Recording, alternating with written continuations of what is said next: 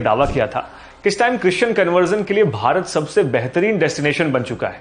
उन्होंने यह भी दावा किया कि आज भारत में कन्वर्जन कराने वाले ग्रुप्स इतने ज्यादा एक्टिव हैं कि उन्होंने एक हफ्ते के भीतर 1 लाख से ज्यादा हिंदुओं का धर्मांतरण कराया है। और इसी वजह से इंडिया में एक ऐसा प्रोजेक्ट चल रहा है जिसने बीते कुछ सालों में देश के बड़े हिस्से में क्रिश्चियन कन्वर्जन को बहुत ही स्मार्टली और एग्रेसिव तरीके से आगे बढ़ाया है।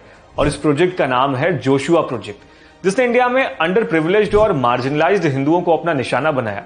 ये प्रोजेक्ट इंडिया में पुराने कन्वर्जन के तरीकों से बहुत अलग हटकर एक इंडियननेस को मेंटेन करते हुए लोगों को क्रिश्चियन बना रहा है, जैसे कि यीशु को हिंदू धर्म के देवताओं से जोड़कर देखना, मदर मैरी की गोद में गणेश भगवान की मूर्ति रखना और हमारे फोक सॉन्ग्स में यीशु को शामिल करना। जय यीशु जय जय यीशु जय जय जय जनहार श्री जनहार।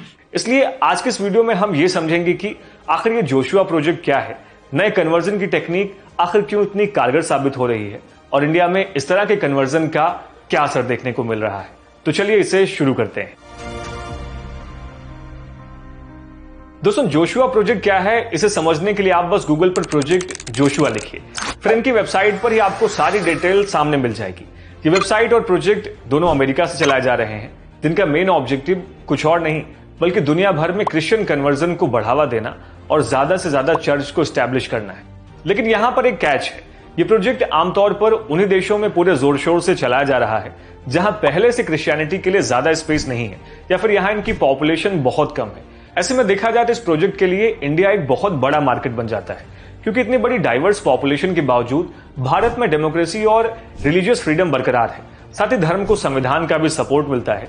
अगर हम इसे थोड़ा और डिटेल में आपको बताएं तो जोशुआ प्रोजेक्ट की वेबसाइट ये दावा करती है कि दुनिया भर के 7,400 ऐसे एथनिक ग्रुप्स हैं जो अनरीच्ड हैं।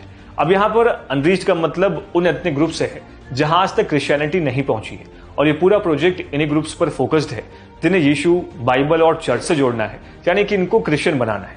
लेकिन अब यहाँ पर आपको एक सरप्राइजिंग वाली बात हम आपको ये बताएं कि जोशुआ प्रोजेक्ट की वेबसाइट के अकॉर्डिंग वर्ल्ड वाइड 7,400 ग्रुप्स में सबसे ज्यादा अनरीच्ड ग्रुप्स कहीं और नहीं बल्कि भारत में ही है, और इन ग्रुप्स की पॉपुलेशन भी बहुत ज्यादा है।